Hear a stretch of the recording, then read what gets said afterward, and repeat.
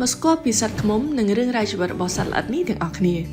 សត្វខ្មុំជាសត្វល្អិតមានតួនាទីជាភ្នាក់ងារលំអងវាអាចហោះហើរបាន24គីឡូម៉ែត្រក្នុង1ម៉ោងស្ដាប់ទៅលឿនគួរសមដែរបើធៀបទៅនឹងការរត់ម៉ារ៉ាតុងរបស់មនុស្សតែសម្រាប់ពិភពសត្វល្អិតវិញគឺវានៅយឺននៅឡើយដូច្នេះហើយសត្វខ្មុំអាចធ្វើដំណើរក្នុងចម្ងាយខ្លីប៉ុណ្ណោះស្លាបដ៏តូចល្អិតរបស់ពួកវាអាចបក់បានប្រមាណពី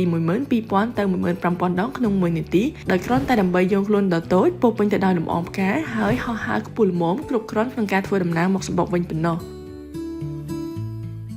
ជាធម្មតានៅក្នុងមួយសម្បុកសត្វខ្មុំមានចាប់ពី20000ទៅ60000ក្បាលឡើងទៅវាមានតួនាទីផ្សេងៗគ្នានៅក្នុងសម្បុកខ្លះមាននាទីជាអ្នកថែទាំពូជនិងកូនក្នុងសម្បុកខ្លះជួយសម្អាតនិងផ្ដល់ចំណីដល់មេដាក់ទឹកដមក្នុងសម្បុកជាដើមខ្លះចាំការពារនៅមាត់ច្រកចេញចូលខ្លះទៀតប្រើជាតិជ័រដែលរកបានដើម្បីរត់រះសង់សម្បុកសម្រាប់ឲ្យមេដាក់ពងកូនជាដើមនិយាយរួមសង្គមរបស់វាគ្មានទេអ្នកទំនេរខ្មុំមួយក្បាលអាចផលិតទឹកខ្មុំបានចំណុះ1/12នៃស្លាបព្រាកាហ្វេចាប់ពីរដូវផ្ការីករហូតដល់រដូវរងាខ្មុំចាំបាច់ត្រូវផលិតទឹកខ្មុំឲ្យបានយ៉ាងហោចណាស់27គីឡូក្រាមដើម្បីទុកចិញ្ចឹមដល់ហ្វូងរបស់វាទាំងមូលនៅរដូវត្រជាក់ហើយដើម្បីសម្រេចការងារនេះបានវាត្រូវការសមាជិកខ្មុំរាប់ម៉ឺនក្បាលទៀតដើម្បីបន្តពហុបំណងរបស់វាមួយសប្តាហ៍បន្ទាប់ពីញាស់សត្វខ្មុំឈ្មោលគឺពេញវ័យសម្រាប់ការរួមភេទហើយក្រោយពីការរួមភេទរួចសត្វខ្មុំឈ្មោលនឹងស្លាប់ភ្លាមៗតែម្ដងព្រោះវាប្រឹងបញ្ចូលស្ពាមទៅឲ្យមេខ្មុំទុកសម្រាប់បង្កើតស៊ុតខុសប្លែកពីសត្វដទៃខ្មុំប្រើភាសាទំនាក់ទំនងកាយវិការបែបស្មុគស្មាញជាងគេបំផុតនៅលើពិភពលោកនេះនៅក្នុងខួរក្បាលរបស់ខ្មុំមានកោសិកាណឺរ៉ូនជាង1លានដែលផ្ទុកក្នុងប្រអប់តូចៗត្រឹមតែជាង1មីលីម៉ែត្រគីបប៉ុណ្ណោះហើយសត្វខ្មុំប្រើគ្រប់កោសិកាទាំងនោះដើម្បីបញ្ចេញកាយវិការសម្រាប់ទំនាក់ទំនងគ្នា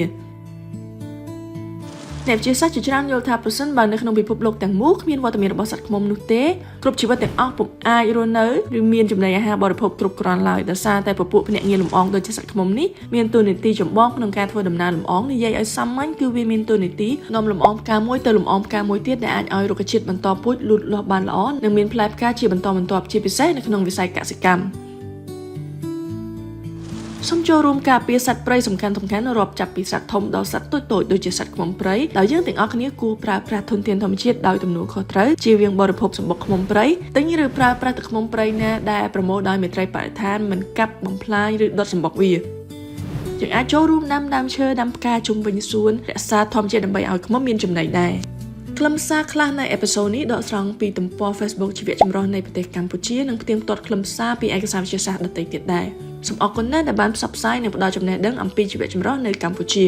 អង្គការអភិរក្សអន្តរជាតិកម្ពុជាសហការយ៉ាងជិតស្និទ្ធជាមួយនឹងរាជរដ្ឋាភិបាលកម្ពុជាជនជាតិដើមភាគតិចសហគមន៍និងដៃគូពាក់ព័ន្ធការពារចម្រុះសត្វព្រៃធម្មជាតិយល់ដឹងពីសត្វព្រៃផ្សេងទៀតនៅប្រទេសកម្ពុជាតាមរយៈកម្មវិធីរៀនពីសត្វព្រៃជាមួយ CI